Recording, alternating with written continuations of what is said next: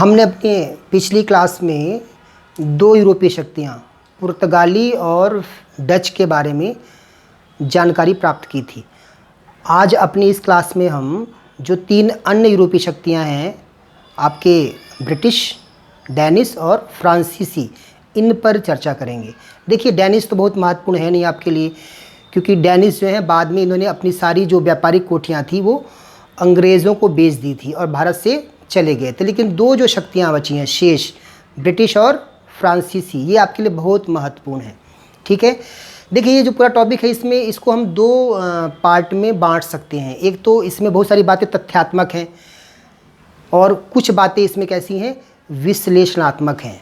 ठीक है, तथ्यात्मक बातों में हम देखेंगे कि ब्रिटिश ईस्ट इंडिया कंपनी का स्वरूप कैसा था, फ्रांसीसी जो ईस्ट इंडिया कंपनी थी उसका स्वरूप कैसा था, इन दोनों का मूल नाम क्या था, दोनों की स्थापना कब हुई थी, इस था ना, और इसके अलावा इनकी पहली व्यापारिक कोठी कौन सी थी, साथ में इनका मुख्यालय कहाँ कहाँ था। जैसे अंग्रेज़ों का शुरू में मुख्यालय क्या था, सूरत था, बाद में कहाँ उन्होंने अपना मुख्यालय बनाया, बम्बई को बनाया। इसके अलावा ऐसे जो फ्रांसीसी थे उनका मुख्यालय पांडिचेरी था। इसके अलावा इन दोनों के जो दोनों शक्तियां हैं इनके बहुत सारे व्यापारिक केंद्र हैं भारत में। ठीक है, उनके संस्थापक कौन थे, इस पे विशेष रूप से जो कलकत्ता, मद्रास और जो आपका बम्बई है उनके बारे में हम चर्चा करेंगे, उनके संस्थापक कौन थे। ऐसे ही पौंडीचेरी, माहे, करिकाल की स्थापना कब हुई, किसने की, फ्रांसीसियों के संदर्भ में। तो ये सारी बातें हम जानने का प्रयास करेंगे। ये तथ्यात्मक बातें हैं, राइट। अब हम बात करें इसका विश्लेषणात्मक, जो इसका एक पहलू है, जैसे कि कर्नाटका जो युद्ध हुआ था, तो कर्नाटका युद्ध हुआ क्यों, ये समझने का प्रयास करेंगे हम कि जो कर्नाटका युद्ध हुआ वो क्यों हुआ, ये समझने का प्रयास करेंगे। इसके साथ ही हम यह समझने का प्रयास करेंगे कि कर्नाटका युद्ध का परिणाम क्या रहा। अब परिणाम हम तीनों के दृष्टिकोण से देखेंगे, भारतीय दृष्टिकोण से, अंग्रेज़ों के दृष्टिकोण से और फ्रांसीसियों के दृष्टिकोण से। साथ ही इसमें एक और भी बात का हम करेंगे विश्लेषण कि भारत में आखिरकार अंग्रेज़ क्यों सफल हुए और फ्रांसीसी क्यों विफल हुए। तो ये आपका विश्लेषणात्मक पहलू है जिस पे हम आज चर्चा करेंगे। ठीक है, एक बड़ा टॉपिक है, इसलिए थोड़ी सी लंबी वीडियो होगी, लेकिन आप धैर्य के साथ इसे सुनने का प्रयास करेगा। मैं इसको सरल शब्दों में समझाने का प्रयास करूंगा। शुरुआत करते हैं हम पहले तथ्यात्मक बातों से। जैसे हम बात करेंगे पहले ब्रिटिश ईस्ट इंडिया कंपनी के बारे में। देखिए, आपको पता होगा कि ब्रिटिश ईस्ट इंडिया कंपनी की जो स्थापना है वो डच ईस्ट इंडिया कंपनी से पहले हो जाती है। ब्रिटिश ईस्ट इंडिया कंपनी की स्थापना 1599 में हो जाती है। 1599 में शुरुआत इसकी हो जाती है।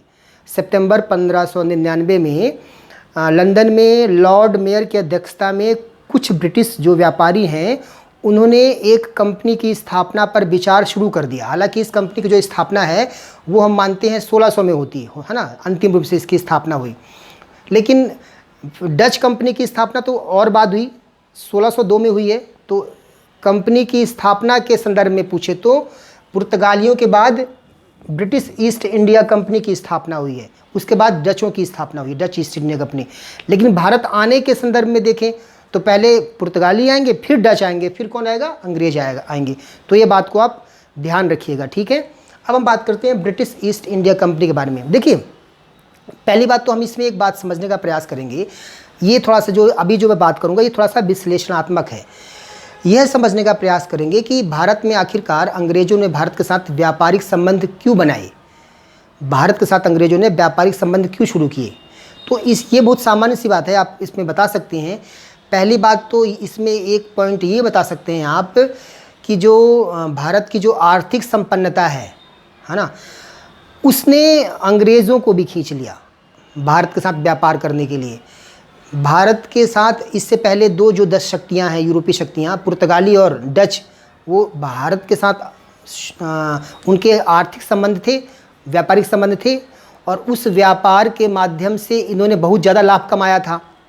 कौन, पुर्तगाली और डचों ने। तो इस बात से अंग्रेज़ वाकिफ़ थे, परिचित थे, और इसी लिए भारत से वो भी क्या है, व्यापार के लिए प्रोत्साहित हुए। ठीक है, एक तो ये कारण दे सकते हैं।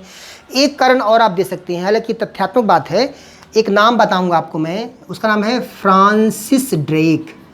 फ्रांसिस ड्रेक एक अंग्रेज नाविक था या एक समुद्री लुटेरा था, जिसने एक पुर्तगाली जहाज़ को, एक पुर्तगाली व्यापारी जहाज़ बोल सकते हो आप, एक पुर्तगाली व्यापारी जहाज़ को जो कि भारत से लिस्बन जा रहा था, उसको इसने लूटा। और जब उसने इसे लूटा, कब लूटा?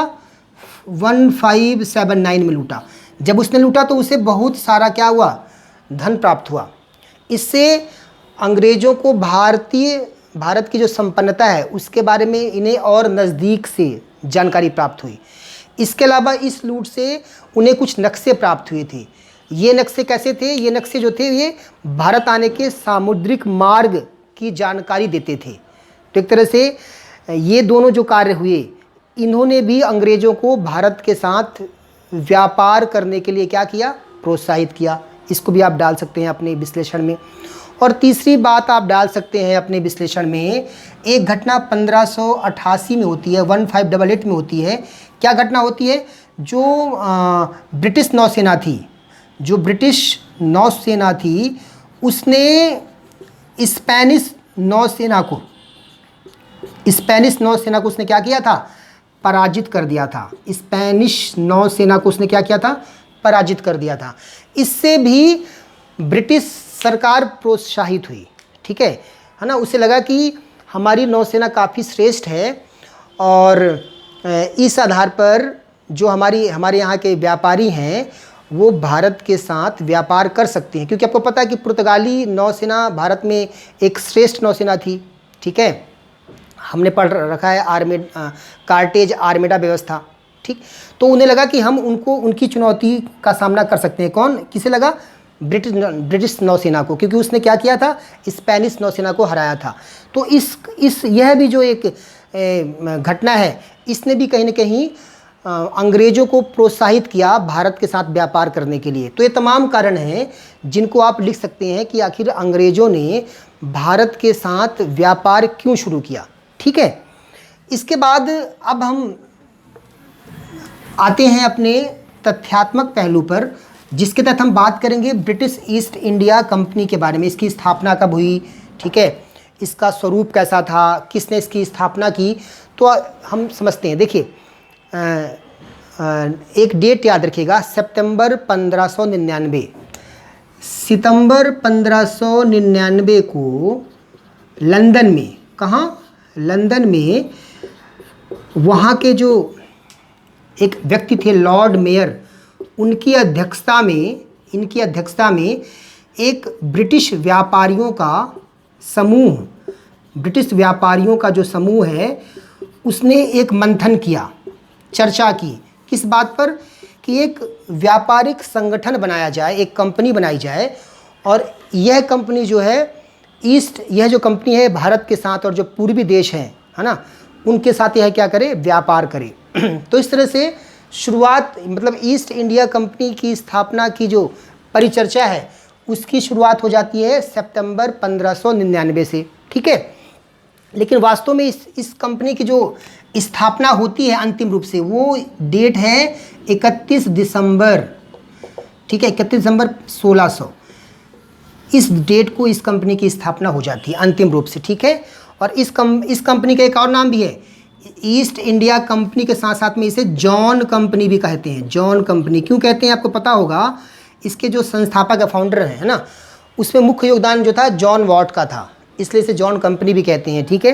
तो इस तरह से ये डेट आपको याद रखनी है, 31 दिसंबर 1600 को इसकी स्थापना होती है, ठीक है। इसके बाद ये बात ध्यान रखिएगा, ये जो कंपनी का जो स्वरूप था, ईस्ट इंडिया कंपनी का, यदि आपसे पूछे स्वरूप कैसा था, तो देखिए यह कंपनी पूरी तरह से कैसी थी? एक संयुक्त कंपनी थी, ठीक है, ज्वाइंट, है ना, एक कंपनी थी, क्योंकि इसमें बहुत सारे लोगों की भागीदारी थी। लगभग 271 लोगों की भागीदारी से इस कंपनी की स्थापना हुई थी।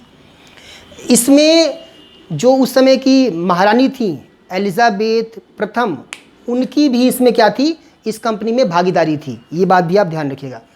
आखिरकार इसी डेट को 31 दिसंबर 1600 को ही एलिजाबेथ टेलर ने, नाम क्या उनका है, एलिजाबेथ टेलर ने, ठीक है। एलिजाबेथ जो टेलर थी उन्होंने इस कंपनी को भारत के साथ, भारत के अलावा जो पूर्वी देश थे उसमें आप जो दक्षिण पूर्वी देश है, इंडोनेशिया, मलेशिया, है ना, उनका भी उल्लेख कर सकते हैं। सुमात्रा, जावा में जो द्वीप है, पूर्वी देश और भारत के साथ इस कंपनी को इन्होंने क्या किया, एक व्यापारिक एकाधिकार प्रदान किया। किसने, एलिजाबेथ जो प्रथम थी, जो वहाँ की क्या कौन थी, महारानी थी।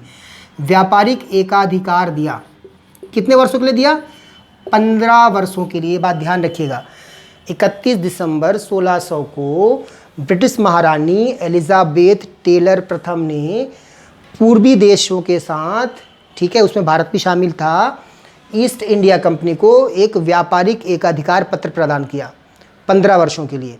ये व्यापारिक एकाधिकार का मतलब क्या होता है आपको पता होगा। व्यापारिक एकाधिकार का मतलब ये था कि केवल इंग्लैंड की केवल यही एक कंपनी है जो पूर्वी देशों के साथ व्यापार कर सकती है, ठीक है। हालांकि ये व्यापारिक एकाधिकार बाद में यह समाप्त होगा, हम इस पर बात करेंगे, ठीक है। एक बार तो 1694 में ख़त्म होता है ये व्यापारिक एकाधिकार, और अंतिम रूप से 1813 के एक्ट में, ठीक है, और उसके बाद 1833 के एक्ट में पूरी तरह से व्यापारिक एकाधिकार को क्या होता है, समाप्त कर दिया जाता है, ठीक। तो उस पर हम चर्चा करेंगे।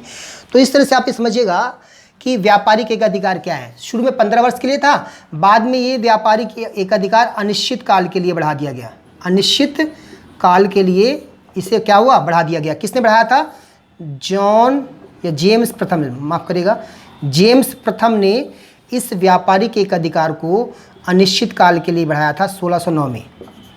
1600 में दिया था इन्होंने 15 वर्ष के लिए। बाद में जब इनकी मृत्यु हो जाती है, मर जाती हैं एलिजाबेथ, तो जेम्स प्रथम बनते हैं वहाँ के सम्राट, और उन्होंने 1609 में इस व्यापारिक एकाधिकार को अनिश्चित काल के लिए बढ़ा दिया। लेकिन 1694 में 1694 में एक कानून बनता है जिसके तहत अन्य जो इंग्लैंड की कंपनियां थीं उनको भी भारत के साथ व्यापार करने की परमिशन दी जाती है।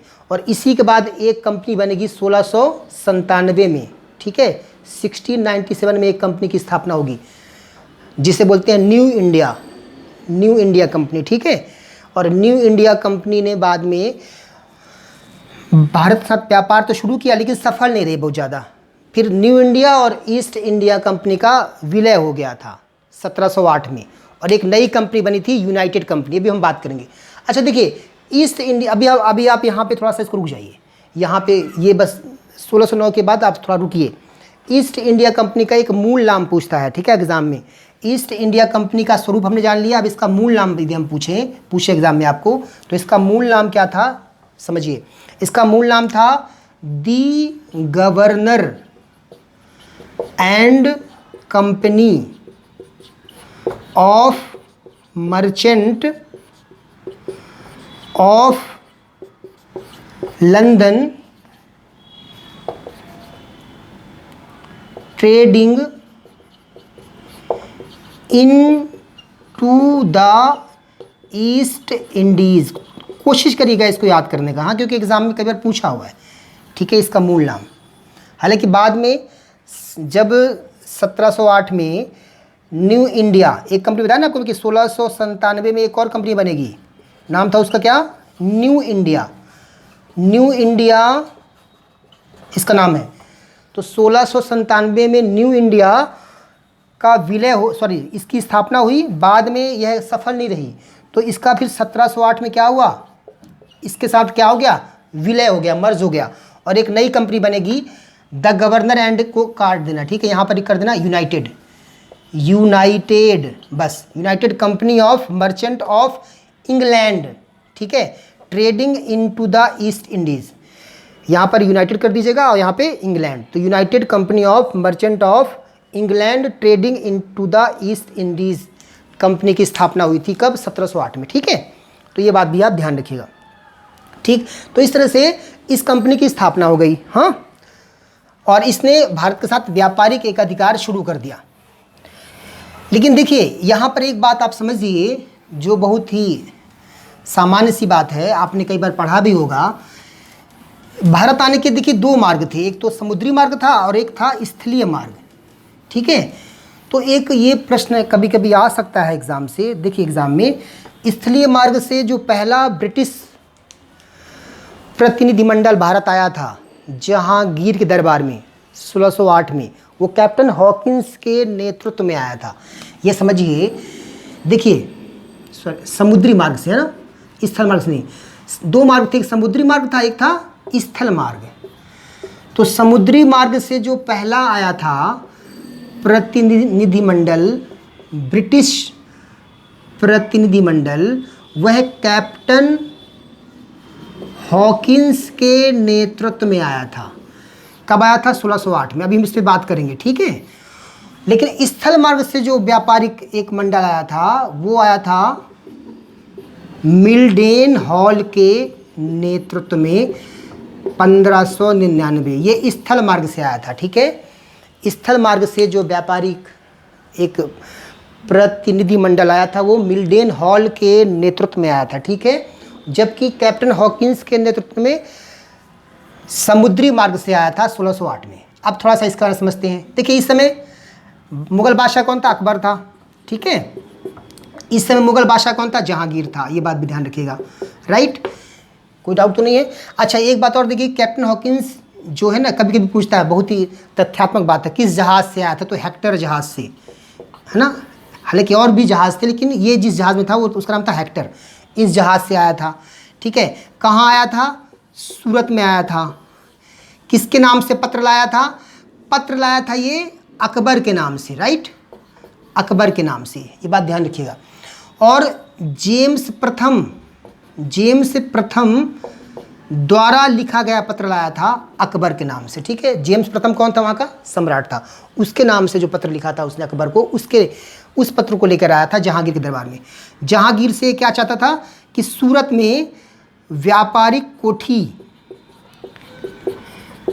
स्थापना करने की अनुमति दे दी जाए ईस्ट इंडिया कंपनी को। शुरू में जहांगीर ने व्यापारिक कोठी, सूरत में व्यापारिक कोठी स्थापना करने की अनुमति दे भी दी थी, लेकिन फिर उसने वापस ले लिया। वापस क्यों ले लिया? क्योंकि जो सूरत के कर्मचारी व्यापारी थे, सूरत के व्यापारी और जो पुर्तगाली थे, दोनों ने क्या किया? इसका क्या किया? विरोध किया। विरोध को देखते हुए जो जहांगीर था उसने क्या किया? उसने अनुमति को वापस ले लिया। तो इस तरह से आप कह सकते हो कि कैप्टन हॉकिंस के नेतृत्व में जो मंडल आया था वो क्या रहा? अंतिम रूप से क्या रहा? वो विफल रहा, ठीक है। अनुमति मिली थी लेकिन बाद में अनुमति को क्या किया? वापस ले लिया गया। तो इस तरह से आपको ये बात क्लियर हो गई होगी, ठीक है। ये बात यहाँ से प्रश्न आ सकता है, कुछ भी तथ्यात्मक पूछ सकता है, ठीक, आपसे। अच्छा देखिए इसके बाद की घटना हम देखते हैं। तो समुद्री मार्ग से आया, इसको व्यापारिक कोठी स्थापना करने की अनुमति नहीं मिली। फिर क्या होता है? फिर अगली जो घटना हमें याद रखनी है इनकी पहली व्यापारिक कोठी, ईस्ट इंडिया कंपनी की भारत में पहली व्यापारिक कोठी। देखिए बहुत कन्फ्यूज़न है, आप बिल्कुल भी कन्फ्यूज़ मत होइएगा। देखिए ऐसा समझिएगा कि दो तरह की व्यापारिक कोठी थी, उनका दो तरह का स्वरूप था। एक तो स्थायी व्यापारिक कोठी और एक अस्थायी व्यापारिक कोठी। स्थायी व्यापारिक कोठी और अस्थायी। देखिए इनकी जो पहली व्यापारिक कोठी है वो 1611 में स्थापित हुई थी। गोलकुंडा साम्राज्य का एक प्रसिद्ध बंदरगाह था कोरोमंडल तट में। किस तट में? कोरोमंडल तट में, ठीक है। आपका जो आंध्र प्रदेश और जो तमिलनाडु का कोस्टल एरिया है उसे बोलते हैं कोरोमंडल तट। उसमें एक प्रसिद्ध बंदरगाह था मसूलीपट्टनम, या इसे बोलते हैं मछलीपट्टनम। यहाँ पर इन्होंने अपनी पहली व्यापारिक कोठी स्थापित की, लेकिन यह व्यापारिक कोठी कैसी थी? अस्थायी थी। कैसी थी? अस्थायी, ठीक है, ये बात ध्यान रखना। तो इनकी जो पहली व्यापारिक कोठी थी वो मसूलीपट्टनम में स्थापित हुई, लेकिन कैसी थी? ये अस्थायी थी, ठीक है। 1613 में इनकी पहली, आप कह सकते हैं, व्यापारिक स्थायी कोठी, जो पहली स्थायी व्यापारिक कोठी है वो 1613 में स्थापित की गई। कहाँ? सूरत में। क्यों? अभी मैं समझाता हूँ इसको। 1611 में एक अस्थायी फैक्ट्री की स्थापना हुई, ठीक है। फैक्ट्री क्या होते थे? केवल भंडार गृह थे, स्टोर हाउस थे। पहली जो मेरी क्लास थी उसमें मैंने सब समझा रखा है। तो अस्थायी फैक्ट्री की स्थापना की। हालांकि बाद में इन्होंने इस फैक्ट्री को स्थानांतरित कर दिया। कहाँ पर? अरमा गांव में। कब किया था? 1626 में। क्यों किया था उसके कारण है। बात ये थी कि एक तो पहली बात तो डच इनका विरोध कर रहे थे, इस अंग्रेजों का विरोध कौन कर रहा था? डच कर रहे थे, ठीक है। और दूसरा जो स्थानीय अधिकारी थे वो बहुत तंग कर रहे थे अंग्रेजों को, यहाँ से बार बार उनसे घूस मांग रहे थे। तो स्थानीय अधिकारियों और डच से तंग होकर इन्होंने मछलीपट्टनम के जगह पर कहाँ पर अपनी फैक्ट्री स्थापित की थी? अरमा गांव में। कब की थी? 26 है, माफ़ करिएगा 26 में, ठीक है। और इसके बाद फिर से एक बार 1633 में एक बार इन्होंने फिर से एक बार मछलीपट्टनम में अपनी व्यापारिक कोठी स्थापित की, ठीक है, स्थायी। तो इस तरह से ये बात ध्यान रखिएगा। हाँ, इनकी पहली व्यापारिक कोठी जो स्थायी है वो कहाँ है? सूरत में है। इस घटना को कैसे आपको समझना है, समझिए। देखिए क्या होता है कि 1611 में ही, ये डेट को आपको याद रखना है, 1611 में ही स्वाली एक स्थान है। अब स्वाली कहाँ पड़ता है? स्वाली एक स्थान है, स्वाली ये कहाँ पड़ता है? ये सूरत के ही नज़दीक है ना, सूरत के नज़दीक ये स्थान है। तो स्वाली में एक अंग्रेज़ कैप्टन था, उसका नाम था मिडल्टन। नाम क्या था उसका? Middleton, captain Middleton. उसने क्या किया था? उसने एक पुर्तगाली जहाज को उसने क्या किया था? परास्त किया था, पराजित कर दिया था। किसने? मिडल्टन ने। इस घटना से जहांगीर बहुत प्रभावित हुआ। किनसे? अंग्रेज़ों से, है ना। और उसके बाद उसने 1613 में अंग्रेज़ों को या ईस्ट इंडिया कंपनी को सूरत में अपनी स्थायी फैक्ट्री स्थापित करने की अनुमति प्रदान कर दी, जिसके बाद सूरत में स्थायी फैक्ट्री की क्या होती है? स्थापना होती है।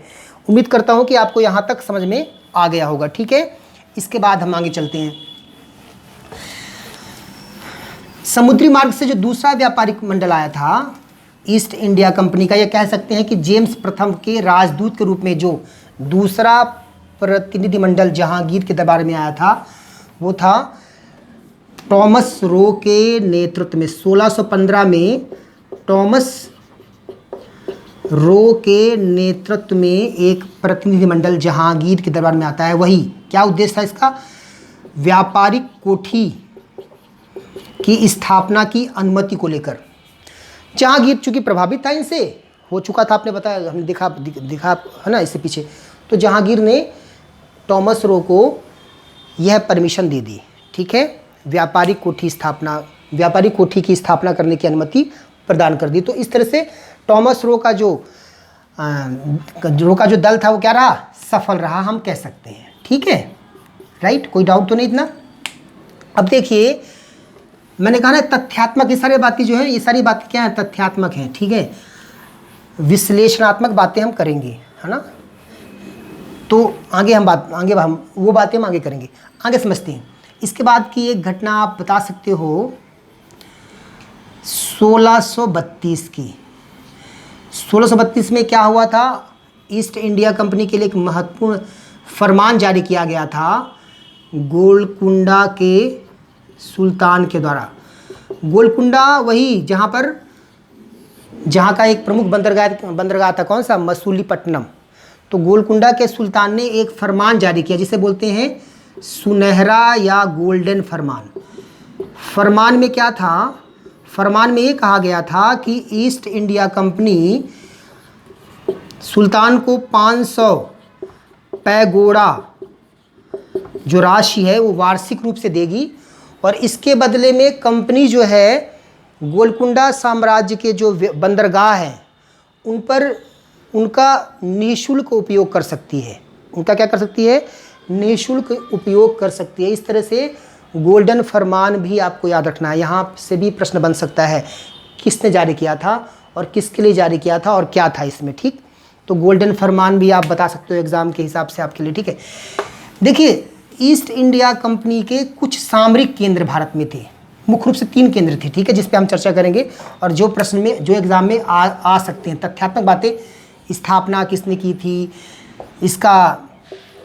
यहाँ पर जो किलेबंदी फैक्ट्री थी, किलाबंद फैक्ट्री, उसे क्या कहते थे। तो एक तो क्रम से पूछ सकता है कि जो 3 जैसे मद्रास, कलकत्ता और बम्बई भी महत्वपूर्ण है। बम्बई बाद में इनका क्या बनेगा?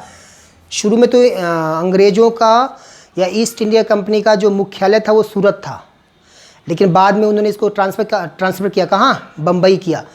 तो बाद में इनका जो मुख्यालय कहाँ बनेगा, बम्बई बनेगा। ये बात ध्यान रखिएगा, प्रीलिम्स में कई बार ये प्रश्न पूछा हुआ है, ठीक है। तो अब आपसे क्रम से पूछ सकता है कि मद्रास, कलकत्ता और बम्बई जो इनके सामरिक केंद्र थे, महत्वपूर्ण सामरिक केंद्र, बाद में ये इनके प्रेसिडेंसी नगर बनेंगे, ठीक है। तो ये महत्वपूर्ण सामरिक केंद्र जो थे ये क्रम से कब कब स्थापित हुए अंग्रेज़ों के द्वारा।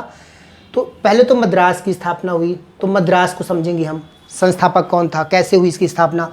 इसके बाद बम्बई, बम्बई हालांकि एक आपको पता होगा बम्बई एक द्वीप है, सालसेट द्वीप, उस पर बसा है।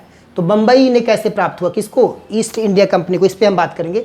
और इसके बाद कलकत्ता की स्थापना हुई, कलकत्ता। तो तीनों को हम जानने का प्रयास करेंगे। देखिए मद्रास की स्थापना 1639 में होती है, एक तो डेट पूछ सकता है आपसे, ठीक है। बम्बई की स्थापना, देखिए बम्बई तो मतलब मैंने कहा कि सालसेट द्वीप में बम्बई शुरू से ही था, लेकिन ये समझिए कि एक ब्रिटिश शासक था चार्ल्स द्वितीय, चार्ल्स द्वितीय की शादी होती है पुर्तगाली राजकुमारी कैथरीन के साथ। ये पुर्तगाली है राजकुमारी है कैथरीन, ठीक है। इसके साथ क्या होती है, इसका विवाह होता है। तो पुर्तगालियों ने दहेज के रूप में, किस रूप में, दहेज के रूप में बम्बई दिया, किसको, चार्ल्स द्वितीय को। तो चार्ल्स द्वितीय को दहेज के रूप में बम्बई प्राप्त हुआ, कब, 1661 में, ठीक है। कब प्राप्त हुआ, तो आप कह सकते हो कि एक तरह से ब्रिटिश शासक को बम्बई कब प्राप्त हुआ है, 1661 में। लेकिन ईस्ट इंडिया कंपनी के पास कब आया है बम्बई, यदि ये पूछे आपसे, तो 1668 में, 1668 में चार्ल्स द्वितीय ने ईस्ट इंडिया कंपनी को यह किराए में दे दिया, ठीक है। 10 पाउंड वार्षिक किराया, 10 पाउंड क्या लिया इसे, एक वर्ष में 10 पाउंड, वार्षिक किराया क्या था, 10 पाउंड था। इसको देकर इतना दो, और ईस्ट इंडिया कंपनी को उसने बम्बई दे दिया। कब दे दिया है, 1668 में, ठीक है। तो इस तरह से पहले तो यहाँ के शासक के पास आया, बाद में ईस्ट इंडिया कंपनी के पास आया। अच्छा, ईस्ट इंडिया कंपनी का पहला गवर्नर पूछ सकता है आपसे, तो कौन था, टॉमस स्मिथ था, टॉमस स्मिथ पहला गवर्नर, ठीक है। और ईस्ट इंडिया कंपनी के रेगुलेट के लिए, उसके नियंत्रण के लिए एक अथॉरिटी थी, बोर्ड ऑफ डायरेक्टर, जिसमें 24 मेंबर थे। हम सब पढ़ेंगे इसको हालांकि बाद में। फिर इसके बाद जब पिट्स एक्ट आएगा, 1784 का पिट्स एक्ट, तो पिट्स एक्ट के तहत एक और बोर्ड बनेगा, बोर्ड ऑफ कंट्रोल, है ना। तो बोर्ड ऑफ कंट्रोल को फिर क्या दे दिया जाएगा, राजनीतिक सैन्य जो व्यवस्थाएं हैं वो देखेगा। बाकी व्यापारिक शक्तियां अभी भी किसके पास थी, बोर्ड ऑफ डायरेक्टर के पास थी। तो ये बातें सब हम पढ़ेंगे, ठीक है ना। जैसे जैसे हम आगे पढ़ेंगे ये सारी बातें आएंगी। तो इस तरह से ये बात आप क्लियर रखना, ठीक है। चार्ल्स द्वितीय, ठीक है। तो मुंबई एक तरह से कब इनको प्राप्त हुआ मैं बता दिया। अब पहले हम यहाँ पे आते हैं, और यहाँ इसकी डेट क्या है, 1697। कलकत्ता की स्थापना कब हुई, 1697। संस्थापक कौन है हम बात करेंगे। अभी पहले हमने क्लियर कर लिया मद्रास की स्थापना कब हुई, बम्बई की स्थापना कब हुई, और कलकत्ता की स्थापना कब हुई, ठीक है। अब पहले हम मद्रास देखते हैं। देखिए मद्रास की स्थापना किसने की, पहले ये पूछ सकता है आपसे। तो देखिए चंद्रगिरी का एक राजा था, मद्रास उस समय चंद्रगिरी के शासक के साम्राज्य में था। तो चंद्रगिरी के शासक ने, एक ब्रिटिश अधिकारी था फ्रांसिस डे, नाम क्या उसका, फ्रांसिस डे, उसे जो है मद्रास लीज में दिया, उसने पट्टे में दिया। और इस तरह से फ्रांसिस डे ने मद्रास की स्थापना की, ठीक है। और मद्रास में उसने एक किलेबंद कोठी की स्थापना की, किलेबंद कोठी या फैक्ट्री, है ना, एक ही बात है, की स्थापना की। और इस किलेबंद फैक्ट्री का नाम भी पूछता है एग्जाम में। तो इस किलेबंद फैक्ट्री का नाम क्या था, Fort Saint George, Fort Saint George, ये किलेबंद कोठी का नाम है। पूछता है मद्रास की किलेबंद कोठी का नाम, तो फोर्ट सेंट जॉर्ज। तो बहुत सिंपल सा है। 39 में इसकी स्थापना हुई, 1639 में। फ्रांसिस डे को इसका श्रेय जाता है, और इसी ने किलेबंद कोठी की स्थापना की, जिसका नाम था फोर्ट सेंट जॉर्ज। अब यहाँ पे आते हैं बम्बई में। देखिए बम्बई का 1668 में बम्बई किसके पास आ गई, ईस्ट इंडिया कंपनी के पास आ गई, राइट। इसके बाद ईस्ट इंडिया कंपनी ने यहाँ पर एक गवर्नर नियुक्त किया, और उसका नाम था गैराल्ड ओंगियार, ठीक है, गेराल्ड आंगियार। लगभग ये 1669 से 1677 तक रहता है। इतना ज़्यादा आपके लिए इंपॉर्टेंट नहीं है, बस नाम इसका इंपॉर्टेंट है, गेराल्ड आंगियार। इसे मानते हैं बम्बई का वास्तविक संस्थापक, गेराल्ड आंगियार को। तो बम्बई का वास्तविक संस्थापक पूछे तो नाम बताएंगे गेराल्ड आंगियार। अब हम बात करते हैं कलकत्ता की। देखिए कलकत्ता की बात समझिए आप, क्या होता है आपको पता है कि ये टाइम कब है, यह वह टाइम है जब जो महान मुगल बादशाह थे, मतलब बाबर से हम शुरू करते हैं, औरंगजेब तक के जो शासक उन्हें मानते हैं महान मुगल बादशाह। तो इस समय औरंगजेब था। तो आपको पता होगा कि जब महान मुगल बादशाह थे तो उनके प्रांतों में दो प्रमुख अधिकारी हुआ करते थे, सूबेदार जो प्रशासनिक कार्यों को देखता था और दीवान जो राजस्व वसूली को देखता था। तो इस समय जो यहाँ का सूबेदार था, कहाँ का, बंगाल का, क्योंकि कलकत्ता कहाँ, बंगाल में पड़ता है ना। तो यहाँ का सूबेदार कौन था, अजीम उश शान। ये कौन है, अजीम उश शान कौन है, ये भी समझिए आप। औरंगजेब के 3 बेटे थे ना, सॉरी 4 बेटे थे। औरंगजेब का एक बेटा था मुअज्जम, जो बहादुर शाह प्रथम के नाम से शासक बनता है। तो मुअज्जम का बेटा था अजीम उश शान। किसका बेटा था, मुअज्जम का बेटा था अजीम उश शान, ठीक है।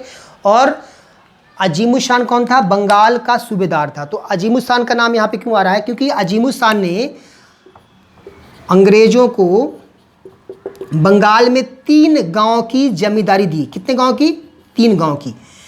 कौन कौन से गांव थे, एक तो था सूतानाती, एक गांव था सूतानाती, एक गांव था कालीकाता या काली घाट कहते से कालीकाता, और एक गांव था गोविंदपुरी या गोविंदपुर। ये 3 गांव की क्या दी, इसको जमींदारी दी। किसने, अजीम उश शान ने। किसको, अंग्रेजों को। कितने रुपए में, 1300 रुपए में, ठीक है। 1300 रुपए में इसको क्या दे दी, इनकी जमींदारी प्रदान कर दी।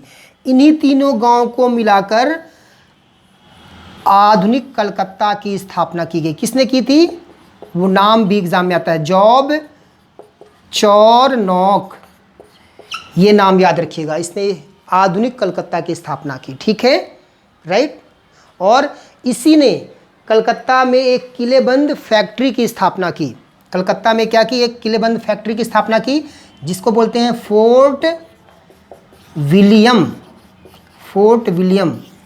ठीक है। तो इस तरह से ये जो 4 मुख्य इनके सामरिक केंद्र हैं, यहाँ से प्रश्न पूछता है। एक बात और याद रखिए, कभी कभी बंगाल से भी प्रश्न आते हैं, क्योंकि बंगाल एक प्रमुख प्रांत था और अंग्रेजों ने बंगाल पर विशेष रूप से ध्यान केंद्रित किया। देखिए आप, बंगाल में ही पहली बार 1765 में उन्होंने क्या प्राप्त किया था, दीवानी अधिकार। बंगाल, बिहार और उड़ीसा में आपको पता होगा जो बक्सर का युद्ध हुआ था 1764 में, उसके बाद इन्हें बंगाल में क्या प्राप्त हुआ था, दीवानी अधिकार।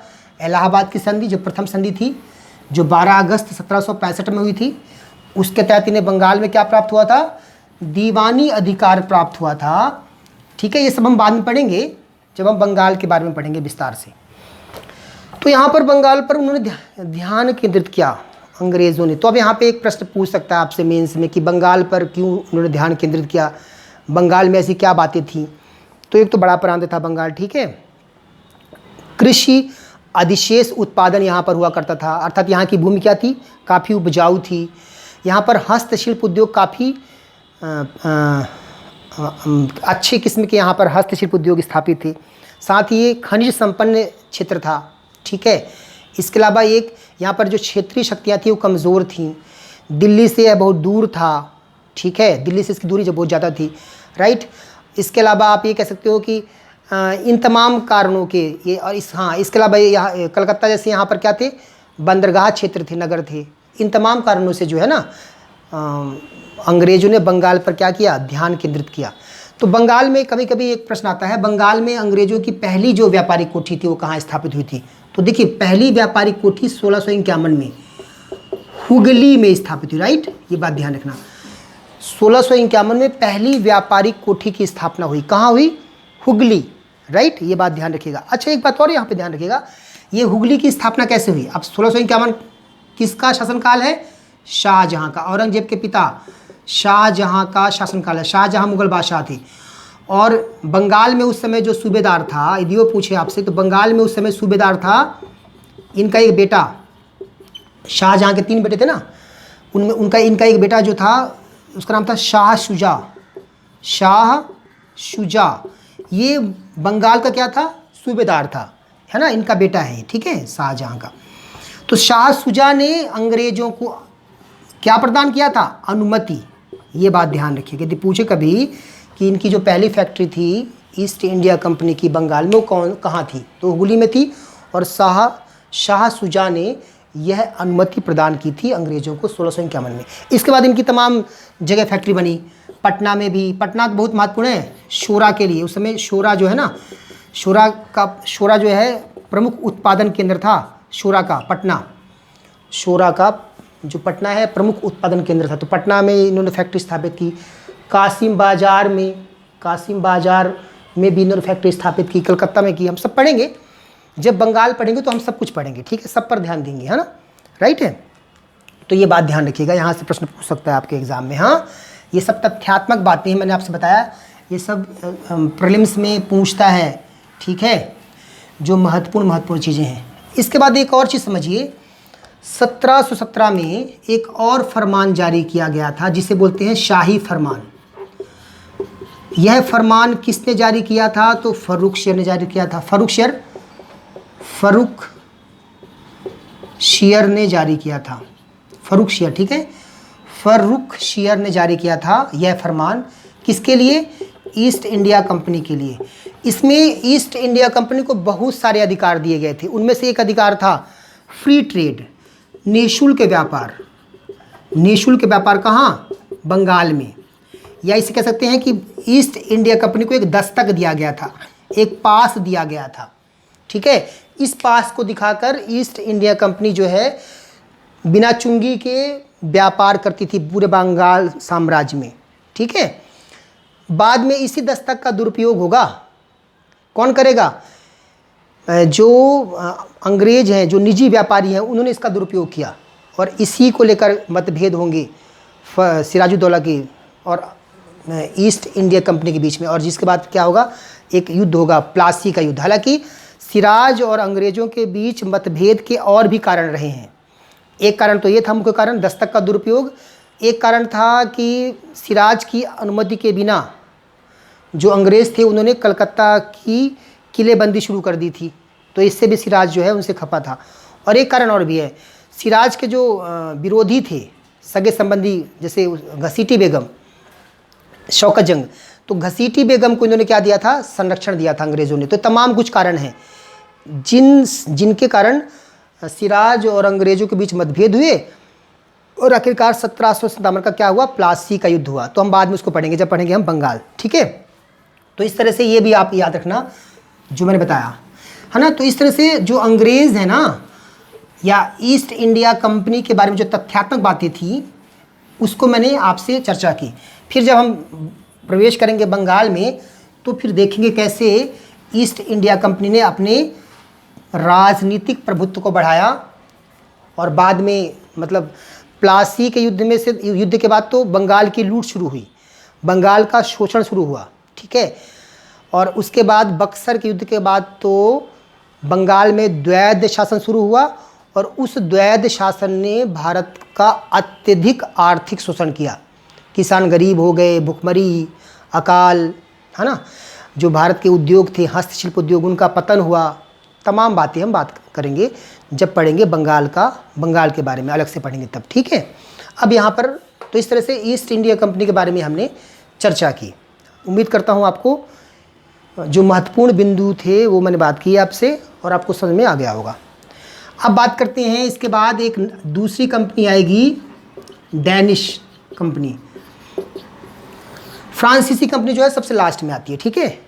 डैनिश कंपनी की जो स्थापना है वो 1616 में होती है, डैनिश ईस्ट इंडिया कंपनी के नाम से, ठीक, राइट। इसके बाद आपको ये भी दिमाग में रखना है कि इसकी जो पहली फैक्ट्री है वो 1619-20 में, है ना, तमिलनाडु के ट्रांकोबार में इनकी पहली फैक्ट्री स्थापित होती है। कहाँ पड़ता है ये, तमिलनाडु में, ठीक है, तमिलनाडु के ट्रांकोबार में इनकी पहली फैक्ट्री स्थापित होती है और दूसरी फैक्ट्री बंगाल के सेरामपुर में इनकी स्थापना होती है ना, बंगाल की। ठीक है। आखिरकार डेनिश ईस्ट इंडिया कंपनी ने अपने सारी व्यापारिक कोठियों को 1745 तक ब्रिटिश ईस्ट इंडिया कंपनी को बेच दिया और इस तरह से यहाँ से ये चली गई। ठीक है। तो ये बात इसलिए बहुत महत्वपूर्ण हमारे लिए नहीं है। एक और कंपनी बनी थी जो भारत में जिसने व्यापार नहीं किया था, लेकिन बनी थी वो इसीलिए, स्वीडिश ईस्ट इंडिया कंपनी।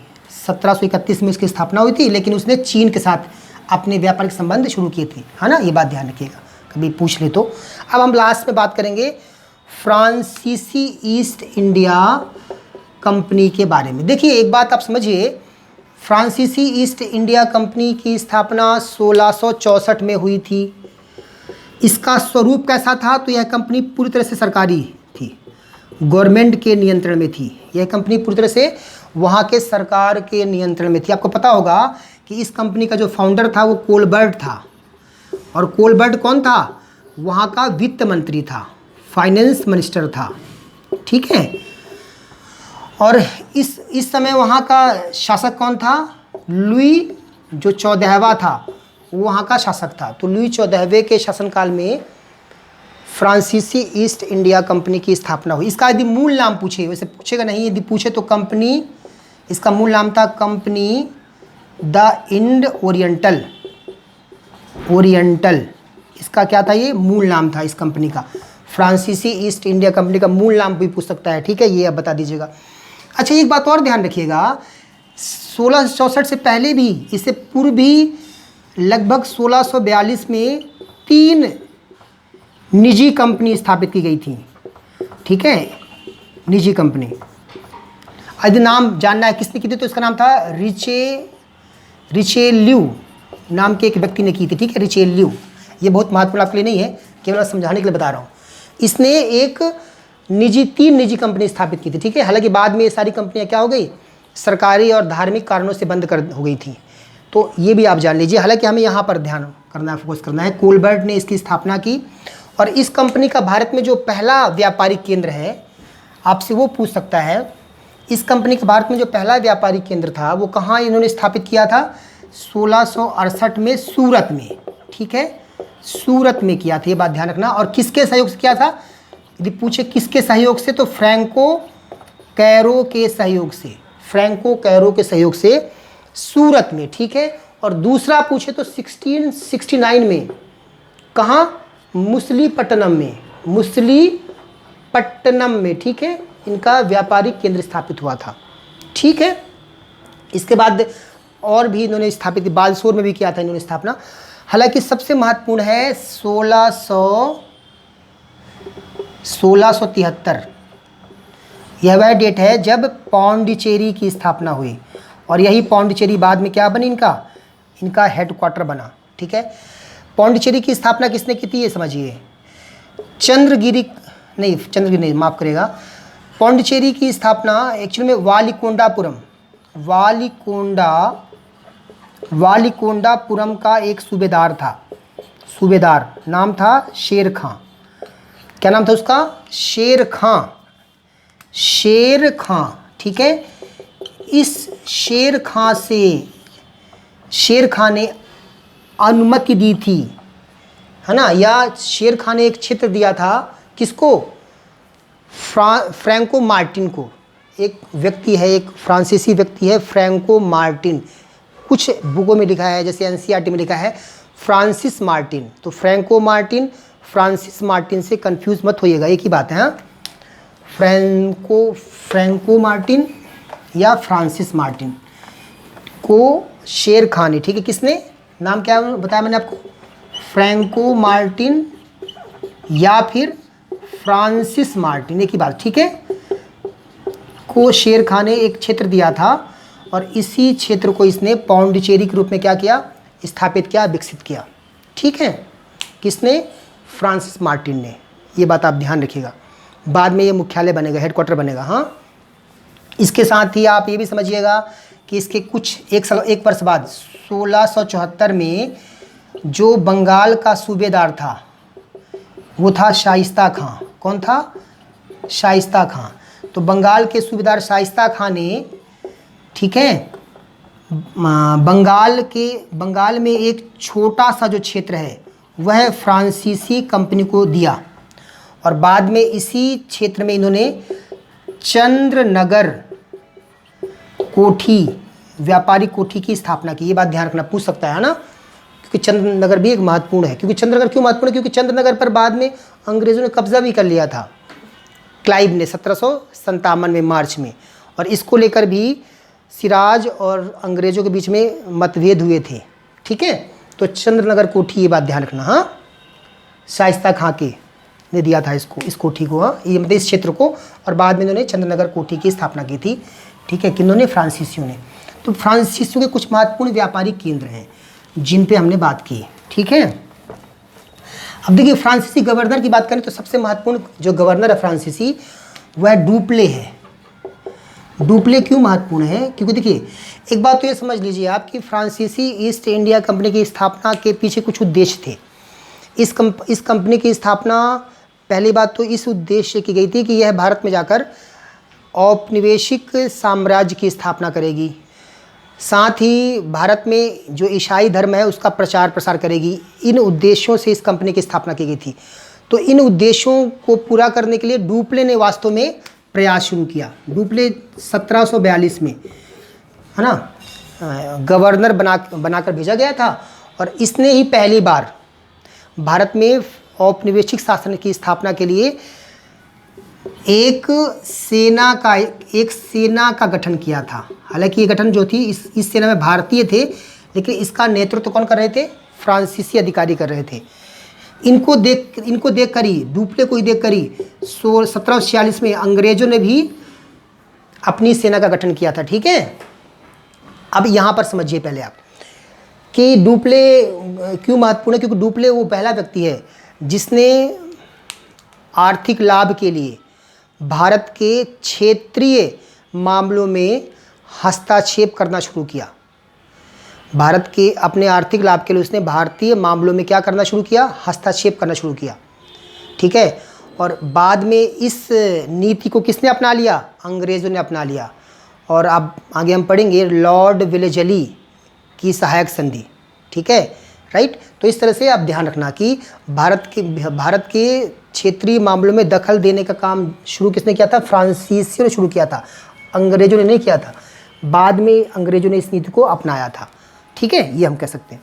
तो इस तरह से डुप्ले एक महत्वपूर्ण गवर्नर है, क्योंकि कर्नाटका जो वार है ना, प्रथम और द्वितीय वार, उसका संचालन इसी ने किया था। किसने? डुप्ले ने। ठीक है, अभी हम बात करते हैं। अब देखिए, अब हमारा जो है विश्लेषणात्मक जो पार्ट है वो शुरू होता है। ठीक है, अब हम थोड़ा सा विश्लेषण करेंगे।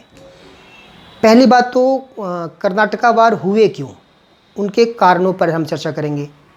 ठीक है, तो आप ये समझिए कि जो कर्नाटक युद्ध हुए थे, कर्नाटक युद्ध ये कितने हुए? तो 3 हुए। कितने हुए? कर्नाटक युद्ध 3 हुए थे। ठीक है, 3 कर्नाटक युद्ध हुए थे, राइट। प्रीलिम्स के हिसाब से आपको 2-3 बातें याद करनी है, लेकिन मेंस के हिसाब से, पहले हम प्रीलिम्स के हिसाब से मैं आपको बता देता हूँ, फिर हम इसको मेंस के हिसाब से समझने का प्रयास करेंगे। देखिए, इसमें आप बनाइए चार्ट, और इस चार्ट में ऐसे बनाइए खंड। ठीक है, इस खंड में पहला तो देखिए जो कर्नाटक का जो प्रथम युद्ध है, प्रथम कर्नाटक युद्ध है। प्रथम जो कर्नाटक युद्ध है वो कब हुआ था? तो 1746 में शुरू हुआ, 48 में समाप्त हुआ। 1748 में क्या हुआ? समाप्त हुआ। कारण देखें तो इस युद्ध के कारण का जो, वैसे तो इसके 3 कारण हैं, प्रथम युद्ध के, कर्नाटक युद्ध के 3 कारण हैं, लेकिन जो पहला प्रमुख कारण है वो था ऑस्ट्रिया का उत्तराधिकार का संघर्ष। ये यूरोप में हुआ था ना, यह संघर्ष यूरोप में शुरू हुआ, फ्रांसीसी और ब्रिटिश के बीच में, लेकिन बाद में इसका विस्तार कहाँ हो गया?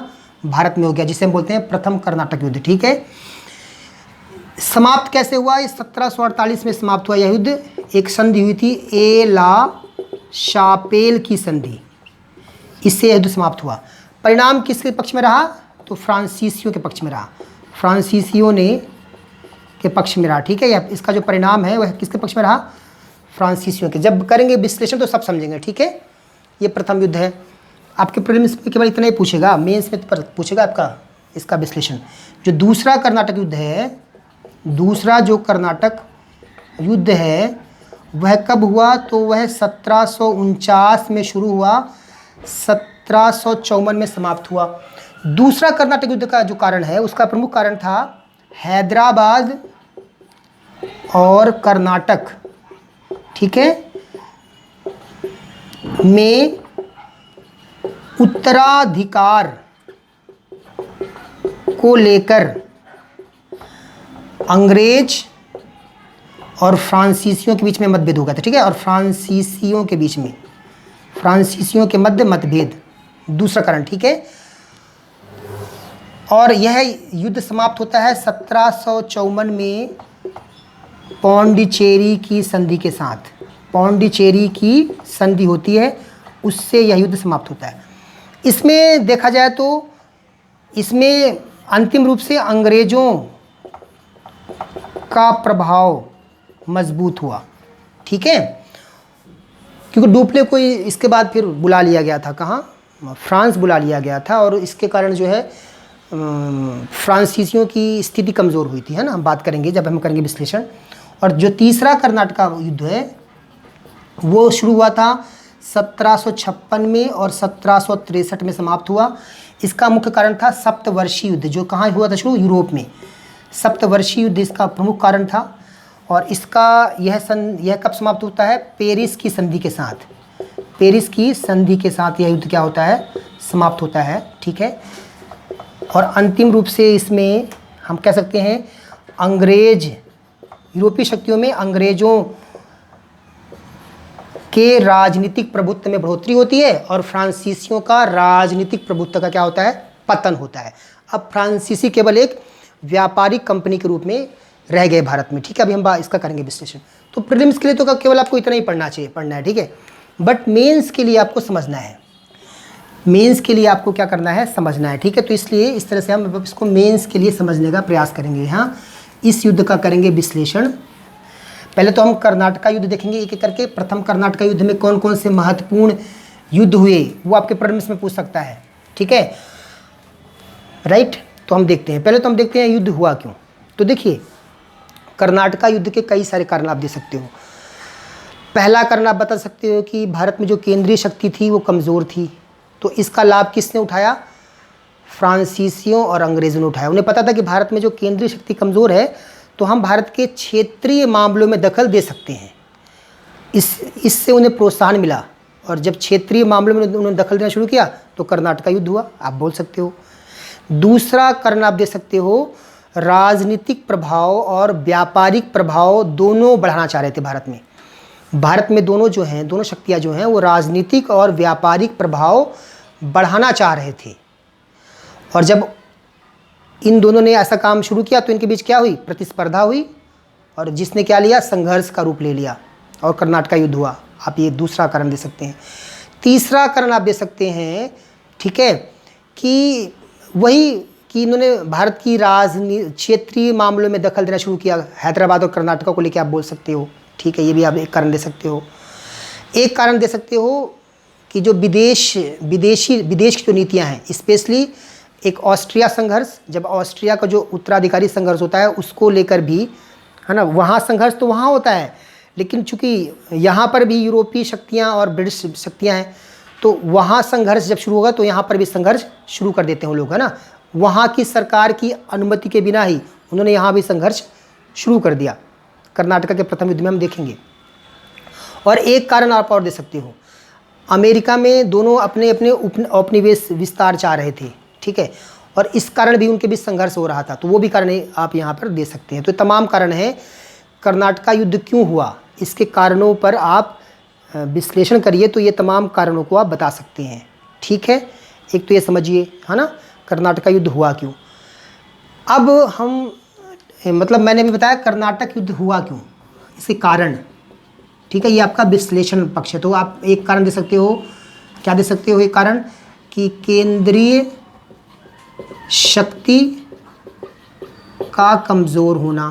ठीक है, इस पे आप इसका पॉइंट दे सकते हो। दूसरा पॉइंट दे सकते हो आप कि दोनों शक्तियाँ जो हैं राजनीतिक और व्यापारिक प्रभाव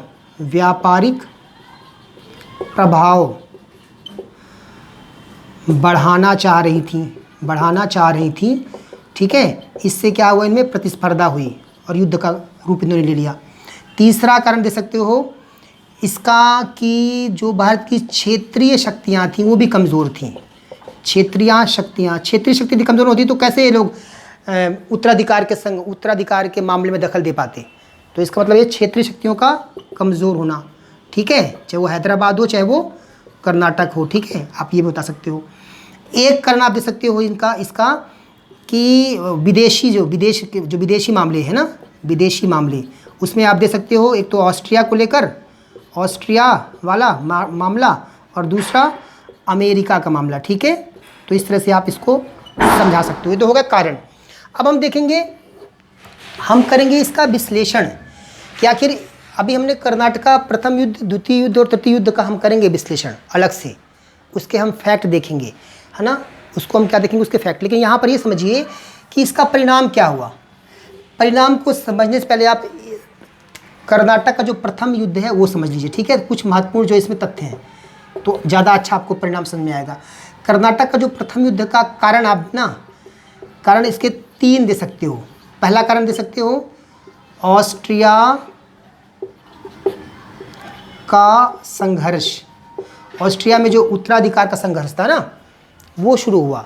एक्चुअली में ऑस्ट्रिया में ब्रिटिश चाह रहे थे कि उनका जो फेवर का व्यक्ति है वो बैठे, और फ्रांसीसी चाह रहे थे उनके जो समर्थक व्यक्ति है वो बैठे। तो इसको लेकर संघर्ष हुआ और उसी संघर्ष का विस्तार हमें दिखता है भारत में भी, ठीक है, ये समझिएगा। दूसरा कारण आप बता सकते हो प्रथम कर्नाटक युद्ध के बारे में। दूसरा कारण आप दे सकते हो अमेरिका को लेकर कि अमेरिका में दोनों अपने अपने औपनिवेशिक साम्राज्य का विस्तार चाह रहे थे और इसी विस्तार ने संघर्ष का रूप लिया।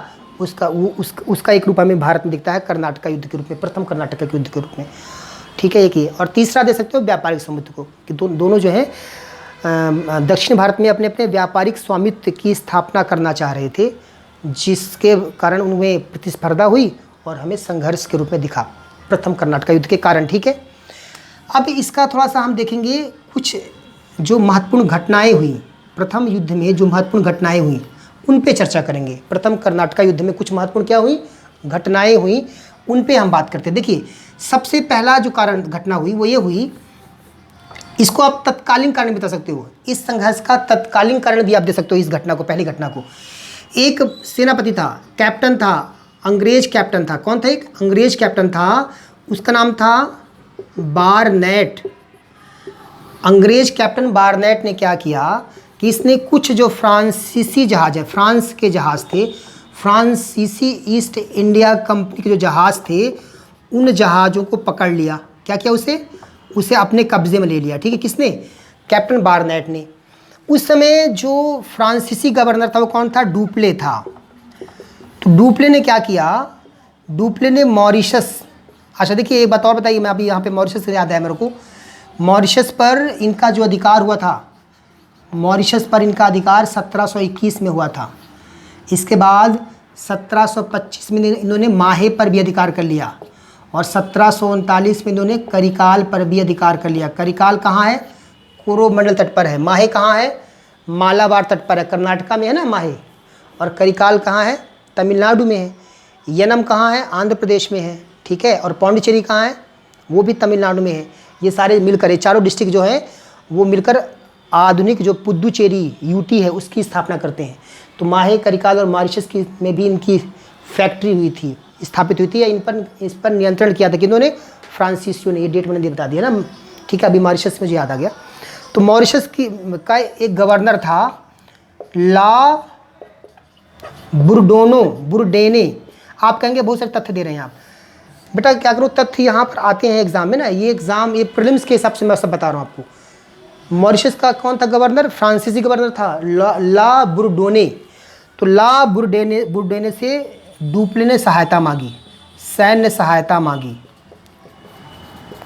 इसने सहायता दी और ये मद्रास, कहाँ पे आ गया, ये मद्रास पर आकर इसने मद्रास पर क्या कर लिया, अधिकार कर लिया। किसने, ला बुर्डेने ने मद्रास पर क्या कर लिया, अधिकार कर लिया। इसके बाद देखिए डुप्ले और ला बुर्डेने के बीच में मतभेद हो जाता है। डुप्ले चाहता है कि मद्रास पर हम स्थायी नियंत्रण कर लें, स्थायी रूप से यहाँ पर क्या कर लें, अधिकार कर लें, जबकि ला बुर्डोनो चाह रहा था कि नहीं, हम अंग्रेज़ों से पैसा लेते हैं और पैसा लेकर फिर मद्रास उनको वापस कर देंगे।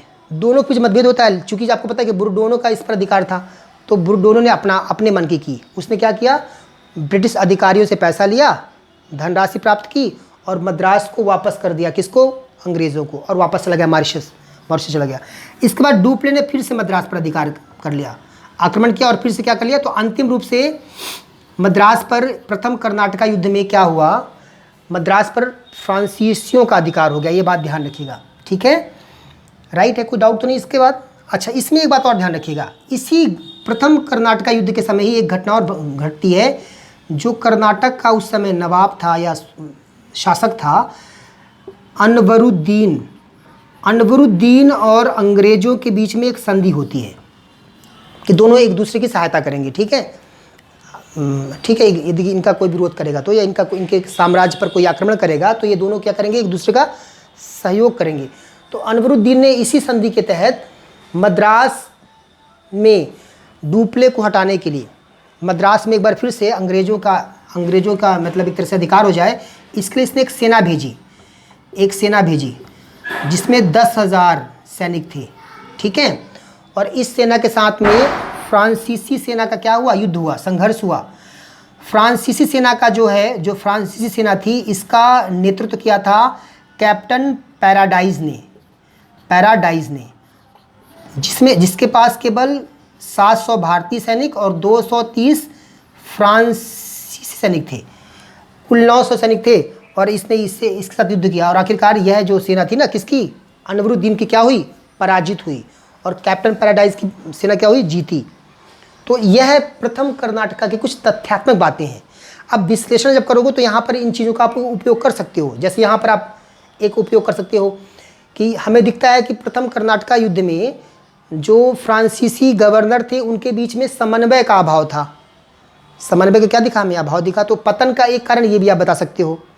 दूसरा आप बता सकते हो कि प्रथम कर्नाटका युद्ध में जो क्षेत्रीय शक्तियाँ हैं भारत की, उनकी सैनिक कमजोरी हमें दिखती है कि इतनी बड़ी सेना एक छोटी सेना से क्या हो गई, पराजित हो गई। क्या दिखती है, सैनिक कमजोरी, या सेना के पास पर्याप्त संसाधन नहीं है, ठीक है, तोपखाने नहीं है, शस्त्र नहीं है आधुनिक, ये भी कारण बता सकते हैं आप। या इनके पास उचित नीति नहीं है, एक प्रोग्राम नहीं है, एक योजना नहीं है जिससे ये हारे। तो ये तमाम, अब इस युद्ध को बताते हुए आप तमाम विश्लेषण कर सकते हैं। ठीक है, मेंस के हिसाब से। अब प्रश्न क्या आएगा वो तो आप जब एग्ज़ाम दोगे तो समझ आपको आएगा, उस हिसाब से बता सकते हैं। अंतिम रूप से मैं करूँगा इसका विश्लेषण, ठीक है, इन तीनों युद्धों का। इसके बाद दूसरा यदि युद्ध देखें तो दूसरे युद्ध का जो कुछ तथ्यात्मक बातें हैं वो आपको समझना है, क्योंकि यहाँ से प्रश्न पूछता है। दूसरा जो युद्ध हुआ था कर्नाटका युद्ध, प्रथम जो कर्नाटक युद्ध कब समाप्त हुआ बता चुका था मैं आपको, एला शापेल की संधि है ना। और प्रथम कर्नाटक युद्ध के बाद जो संधि हुई थी, उस संधि में क्या निर्णय लिया गया था, मद्रास वापस कर दिया गया था। किसको, अंग्रेज़ों को। और इसके अलावा यह कहा गया था कि दोनों जो हैं वो एक दूसरे के मामले में दखल नहीं देंगे, ठीक है, अपना व्यापार करेंगे और क्षेत्रीय मामलों में भी दखल नहीं देंगे, ऐसा कुछ निर्णय लिया गया था। ठीक, अब हम देखते हैं दूसरा युद्ध। इसमें बहुत सारे तथ्यात्मक घटनाएं हुई थी जो आपके लिए महत्वपूर्ण हो सकती हैं एग्जाम के लिए। ठीक है, मैं उनको क्रम से बताना शुरू करता हूँ। युद्ध शुरू हुआ था 1749 में और समाप्त हुआ 54 में। क्या क्या घटना हुई, पहली घटना तो 1749 में हुई कि क्या हुआ, अंबूर का युद्ध हुआ या अंबर का युद्ध हुआ। इस युद्ध को समझिए पहले कैसे, ये भी एग्जाम में आता है। देखिए दूसरा युद्ध क्यों हुआ था मैं बता चुका हूँ। हैदराबाद और कर्नाटक ये दो क्षेत्र हैं जहाँ पर उत्तराधिकार को लेकर संघर्ष हुआ था। हैदराबाद में आसफ जाह, हैदराबाद का जो शासक था वो था आसफ जाह निज़ामुल मुल्क जिसे बोलते हैं। इसकी मृत्यु हो गई थी 1748 में। जब इसकी मृत्यु हो गई तो इसके बाद इसका बेटा बना नासिर जंग, हैदराबाद का शासक। ठीक है, नासिर जंग। तो नासिर जंग का विरोध किया मुजफ्फर जंग। मुजफ्फर जंग ने इसका विरोध किया। मुजफ्फर जंग कौन था? वो आसफ जहाँ का पौत्र था या फिर नासिर जंग का भतीजा था, कुछ भी आप कह सकते हो। तो मुजफ्फर जंग ने इसका विरोध किया, नासिर जंग का। और यही मौका था फ्रांसीसियों के लिए। फ्रांसीसियों ने इसको अच्छा मौका देखा और उन्होंने मुजफ्फर जंग का समर्थन कर दिया कि डुप्ले ने कहा कि हम तुम्हारा समर्थन करते हैं, तुम संघर्ष करो, हम तुम्हारे साथ हैं, ऐसा करके। ठीक है, अर्थात वही फूट डाला इन लोगों ने एक दूसरे पे। तो मुजफ्फर जंग का समर्थन किसने कर दिया? फ्रांसीसियों ने। जब फ्रांसीसियों ने मुजफ्फर जंग का समर्थन कर दिया तो अंग्रेज भी शांत बैठते। अंग्रेजों ने किसका समर्थन कर दिया? नासिर जंग का कर दिया। ठीक है, तो ये देखिए, ये बस समझ जाइए आप। और कर्नाटका के संदर्भ में क्या समझना है आपको? कर्नाटका के संदर्भ में समझिए कि कर्नाटक में भी कर्नाटक में जब अभी देखिए, समझिए यहाँ पर अंबूर का युद्ध जो है वो कर्नाटक के शासक अनवरुद्दीन के बीच हुआ। अनवरुद्दीन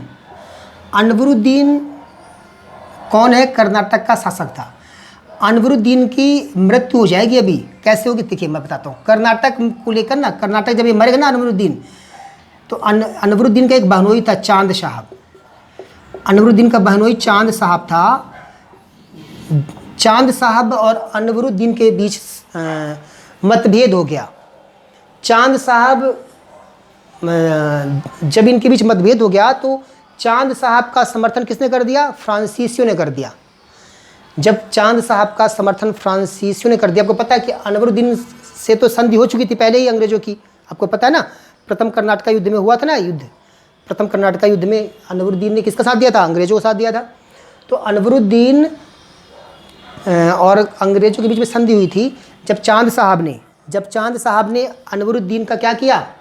विरोध किया, तो चांद साहब का समर्थन किसने किया? फ्रांसीसियों ने किया। इस तरह से चांद साहब, मुजफ्फर जंग और फ्रांसीसी सेना के बीच में एक गुट बन गया। कौन कौन से लोग थे? चांद साहब, मुजफ्फर जंग और फ्रांसीसियों के बीच में क्या बन गया? फ्रांसीसी सेना, फ्रांस की सेना के बीच क्या बन गया? एक संगठन बन गया। और इसी संगठन ने अंबूर के युद्ध में अनवरुद्दीन को पराजित किया। क्लियर हो गया? अनवरुद्दीन को किसने पराजित किया? ये अंबूर के युद्ध किसके साथ हुआ था? वास्तव में अंबूर या अंबर का जो युद्ध हुआ था वो अनवरुद्दीन के खिलाफ हुआ था। और अनवरुद्दीन को चांद साहब, मुजफ्फर जंग और फ्रांस की सेना ने मिलकर पराजित किया था। तो अंबूर के युद्ध में ये अनवरुद्दीन क्या हो गया? मर गया। ठीक है, इसकी मृत्यु हो गई, हार गया, मर गया। अनवरुद्दीन का बेटा था। ये सारी घटना दूसरे कर्नाटक युद्ध की है, आपको याद करना पड़ेगा, ध्यान रखिएगा। अनवरुद्दीन के मरने के बाद इसका बेटा मोहम्मद अली था। मोहम्मद जो अली था वो डर गया। मोहम्मद अली क्या हो गया? उसको भय आई और डर गया। और डर के मारे वो क्या हुआ? एक जगह थी त्रिचनापल्ली, अपनी राजधानी अर्काट को छोड़ दिया उसने और त्रिचनापल्ली पर उसने क्या कर लिया? अपना डेरा जमा लिया, या मतलब यहाँ पर उसने क्या ले ली? शरण ले ली। ठीक है, कौन? मोहम्मद अली। कौन था ये मोहम्मद अली? अनवरुद्दीन का बेटा है। क्लियर है इतना? अब देखिए, अब क्या होगा? चांद साहब को, भाई चांद साहब का जो पहला एक तरह से प्रतिस्पर्धी है वो तो मर गया, अनवरुद्दीन। लेकिन अभी दूसरा प्रतिस्पर्धी है, कौन? उसका बेटा मोहम्मद अली। तो चांद साहब ने क्या किया? त्रिचनापल्ली पर डाल दिया इसने घेरा। त्रिचनापल्ली को क्या कर लिया? इसने घेर लिया, क्योंकि वो चाह रहा था कि मोहम्मद अली को भी मार दिया जाए, इसके बाद मैं स्वतंत्र रूप से कर्नाटक का शासक बन जाऊंगा। तो इसने क्या किया? चांद साहब ने क्या किया? यहाँ पर डाल दिया घेरा। ठीक है, अच्छा, इसके बाद अगली घटना आपको याद रखनी है 1750 की। 1750 में नासिर जंग भी मारा जाता है, फ्रांसीसी और मुजफ्फर जंग के साथ युद्ध करते हुए यह मारा गया नासिर जंग। जब नासिर जंग मारा गया तो अब मुजफ्फर जंग यहाँ का शासक बन जाएगा। कहाँ का? हैदराबाद का। लेकिन जब नासिर जंग मारा जाएगा ना, मारा जाता है हैदराबाद में, हैदराबाद का शासक, तो फ्रांसीसियों ने बुस्सी कौन था? सेनापति था। फ्रांसीसी सेनापति बुस्सी के नेतृत्व में एक सेना जो है वो हैदराबाद में तैनात कर दी उन्होंने। हैदराबाद में क्या कर दी उन्होंने? एक सेना रख दी बुस्सी के नेतृत्व में, ताकि अपने समर्थक शासक का कि हम क्या करेंगे? सहायता करेंगे। ठीक है, वही जो अंग्रेजों ने किया था सहायक संधि के तहत, आप कह सकते हो। तो इस तरह से हैदराबाद में बुस्सी के नेतृत्व में एक फ्रांसीसी सेना क्या हुई, रख दी गई। ठीक है, जब मुजफ्फर जंग हैदराबाद जा रहा था रास्ते में, तो रास्ते में इसकी हत्या कर दी गई। क्या कर दी गई, हत्या। तो मुजफ्फर जंग मारा गया। जब मुजफ्फर जंग मारा गया तो अब बुस्सी ने एक काम किया, चूँकि बुस्सी हैदराबाद में था, तो बुस्सी ने आसफ जाह का जो एक बेटा था, तीसरा बेटा, सलामत जंग, नाम क्या है उसका, सलाम, बहुत सारा कन्फ्यूज़न आपको होगा लेकिन कुछ नहीं कन्फ्यूज़न है, ध्यान से सुनिए। सलामत जंग को उसने यहाँ का नवाब बना दिया।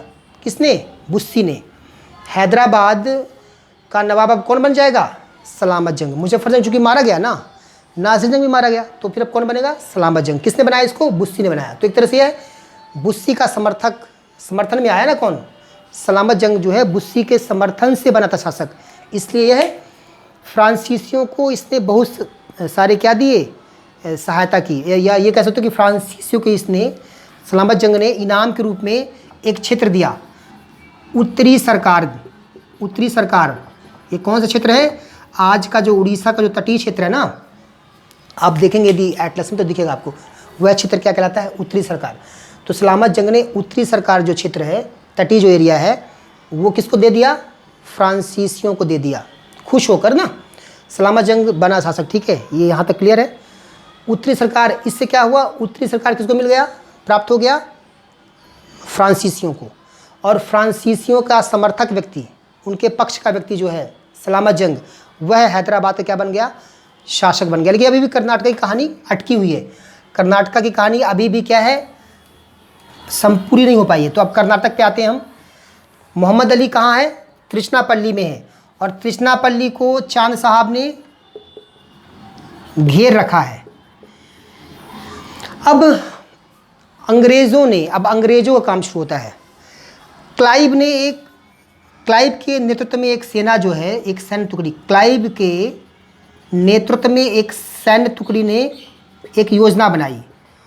उस योजना के तहत उन्होंने क्या किया, उन्होंने जो कर्नाटक की राजधानी थी अर्काट, उसको जीत लिया, उस पर कब्जा कर लिया। किसने, क्लाइव के नेतृत्व में जो सैन्य टुकड़ी थी। जब अर्काट पर इनका अधिकार हो गया, किनका, अंग्रेज़ों का, तब चांद साहब यहाँ से त्रिचनापल्ली से अपना घेरा उठाता है और अर्काट की ओर बढ़ता है, और अर्काट में फिर युद्ध होता है जिसमें चांद साहब पराजित होता है।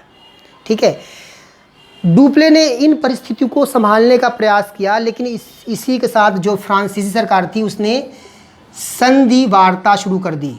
क्या शुरू कर दी, संधि वार्ता। और संधि वार्ता के तहत पौंडीचेरी की संधि होती है। क्या होती है, पौंडीचेरी की संधि होती है। ये कुछ घटनाएं हैं ना जो आपको याद रखना है। पौंडीचेरी की संधि होती है, और इसी पौंडीचेरी के संधि के तहत यह युद्ध क्या होता है, समाप्त होता है। अंतिम रूप से इस युद्ध में फ्रांसीसियों का प्रभाव कम हुआ, क्योंकि इस संधि में क्या क्या बातें हुई। इस संधि में यह कहा गया कि जो मोहम्मद जो अली है, उसे कर्नाटक का नवाब मान लिया गया। कर्नाटक के क्या मान लिया गया, नवाब। और मोहम्मद अली कौन था, अंग्रेज़ों के पक्ष का व्यक्ति था, तो मोहम्मद अली को कर्नाटक का नवाब मान लिया गया। पौंडीचेरी की संधि के तहत जो उत्तरी सरकार इन्हें मिला था, फ्रांसीसियों को पता है ना, उत्तरी सरकार दिया था। किसने, उत्तरी सरकार जो क्षेत्र है, यह फ्रांसीसियों किसने दिया था, जो सलामत जंग था उसने दिया था। तो उत्तरी सरकार क्षेत्र जो है फ्रांसीसियों ने वापस किया। ठीक है, तो एक तरह से फ्रांसीसियों ने वापस कर दिया, तो उनकी हार है ना ये। ठीक है, तो कुल मिलाकर इस युद्ध का, इस संधि का जो परिणाम है वो अंग्रेज़ों के पक्ष में रहा और फ्रांसीसियों के पक्ष में नहीं रहा। इस संधि के बाद डुप्ले को वापस बुला लिया गया, क्योंकि सारी गतिविधियों का जो केंद्र बिंदु था उसे डुप्ले को माना गया, और डुप्ले को वापस बुला लिया गया, और डुप्ले के जगह पर गौडेहू को फ्रांसीसी गवर्नर बनाया गया। तो इस तरह से गवर्नर कौन आया, गौडेहू आएगा। ठीक है, राइट है।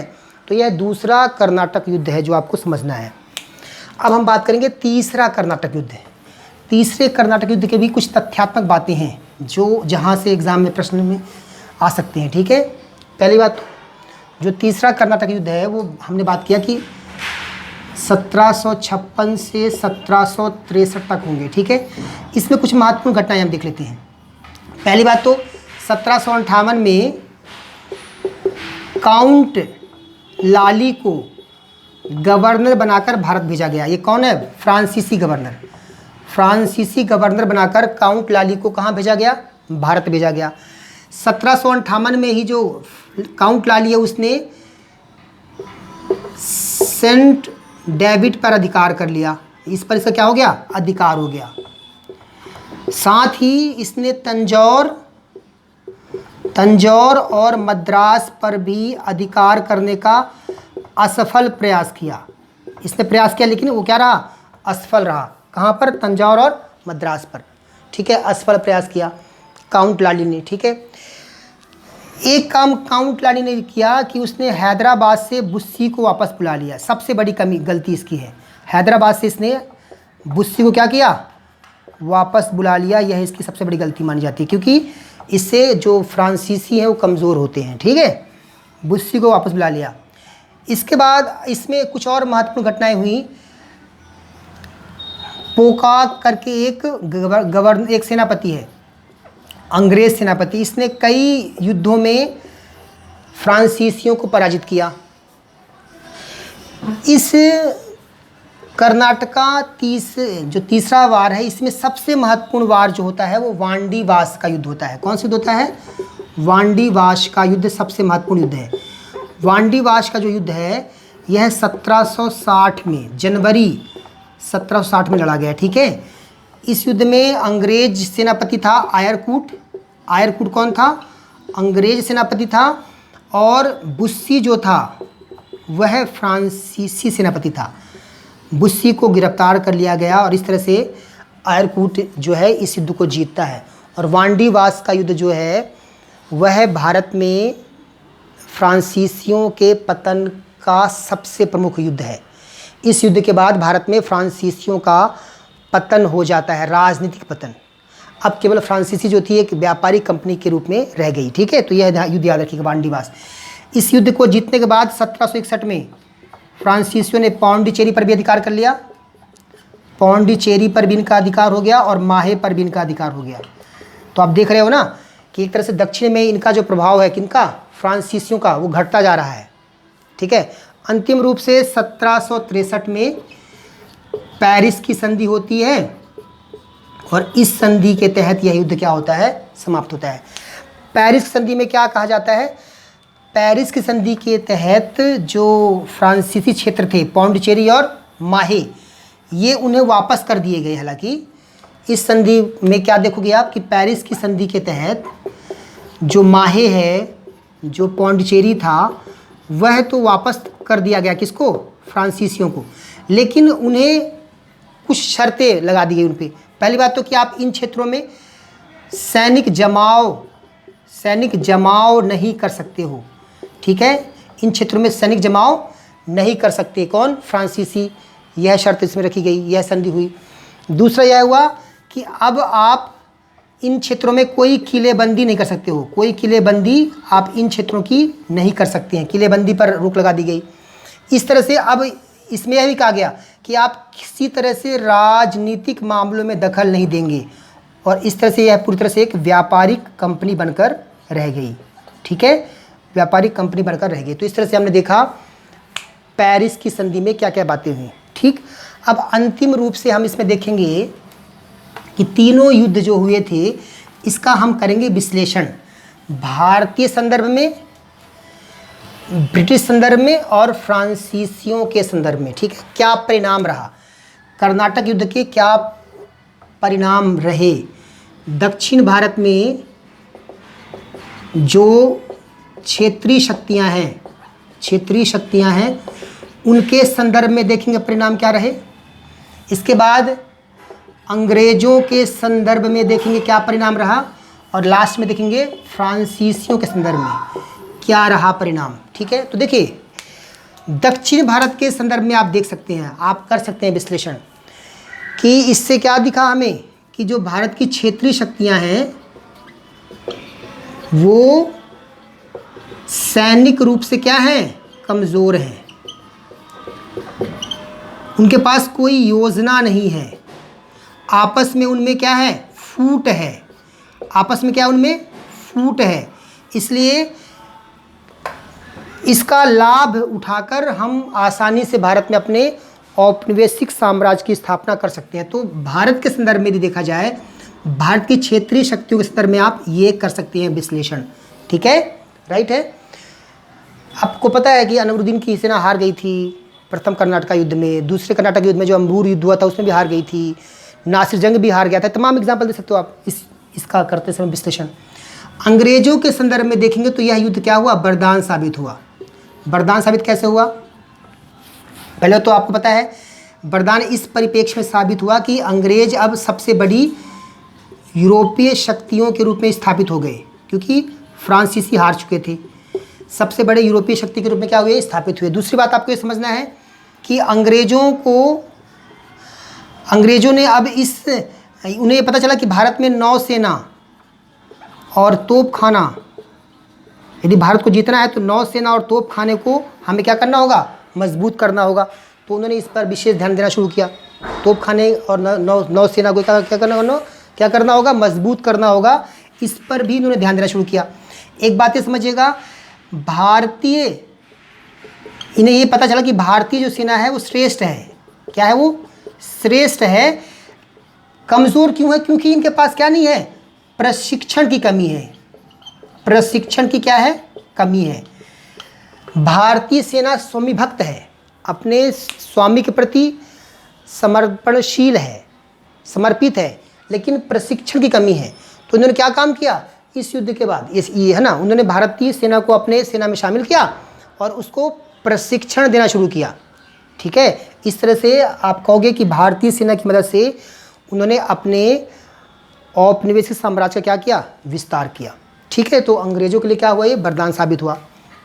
और अंत में बता सकते हो फ्रांसीसियों के लिए क्या हुआ, ये अभिशाप। क्या हुआ, अभिशाप हुआ। ठीक है, इनके हाथों से जो राजनीतिक सत्ता थी वो निकल गई, राजनीतिक सत्ता जो है निकल गई, और अब यह केवल एक व्यापारिक कंपनी बनकर रह गई। तो इस तरह से आप ये कर सकते हैं इसका विश्लेषण। ठीक है, मेंस में आए तो आप बता सकते हैं कर्नाटक युद्ध का क्या परिणाम रहा, ऐसा करके प्रश्न आए मेंस में, तो आप ये तमाम तीनों के परिप्रेक्ष्य में लिख सकते हैं। अब लास्ट में देखेंगे, फिर इस टॉपिक ख़त्म करेंगे कि अंग्रेज क्यों सफल हुए। अंग्रेज क्यों सफल हुए, इनके सफलता के क्या कारण हैं, या फिर आप कह सकते हो कि फ्रांसीसी क्यों विफल हुए, इनकी विफलता क्या है के कारण देखेंगे। तो ये भी प्रश्न आपके मेंस के हिसाब से आ सकता है, अंग्रेज़ों की सफलता और फ्रांसीसियों की विफलता। तो इसके तमाम बातें कह सकते हो। पहली बात तो आप ये कह सकते हो कि जो अंग्रेजी नौसेना थी वह क्या थी, श्रेष्ठ थी। ठीक है, इनकी सेना जो थी कमज़ोर थी, इनकी नौसेना क्या थी, कमज़ोर थी। अंग्रेज़ों की नौसेना क्या थी, श्रेष्ठ थी। एक कारण दे सकते हैं। दूसरा कारण दे सकते हैं, अंग्रेज़ों के पास कुशल कमांडर थे। ठीक है, उनमें आप क्लाइव का नाम ले सकते हैं, उसमें आप आयरकूट का नाम ले सकते हैं, क्लाइव, आयरकूट, है ना, इनके नाम ले सकते हैं। हालांकि यहाँ पर आप लिख सकते हो कि डुप्ले भी कुशल था, लेकिन डुप्ले को क्या किया गया, हटा दिया गया, और कौन आ गया था, गोडेहू आ गया था, है ना। तो इस तरह से यह भी एक इनका विफलता का कारण रहा कि जो डुप्ले को हटाना, इनका हटाना, एक कारण ये रहा।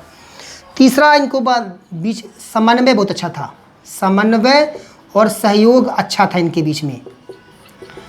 लेकिन यहाँ पर हमें क्या दिखता है, समन्वय और सहयोग का क्या दिखता है, अभाव दिखता है। याद करिए, बताया था मैंने आपको कि जब बरडोने ने मद्रास पर कब्जा कर लिया तो डुप्ले के साथ उसका मतभेद हो गया था।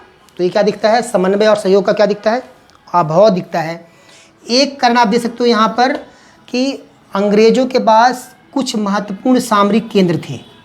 सामरिक केंद्र कौन कौन से, मद्रास का उल्लेख कर सकते हो आप बम्बई का उल्लेख कर सकते हो, और आप कलकत्ता का उल्लेख कर सकते हो। ये कुछ महत्वपूर्ण क्या है, व्यापारिक और सामरिक केंद्र है।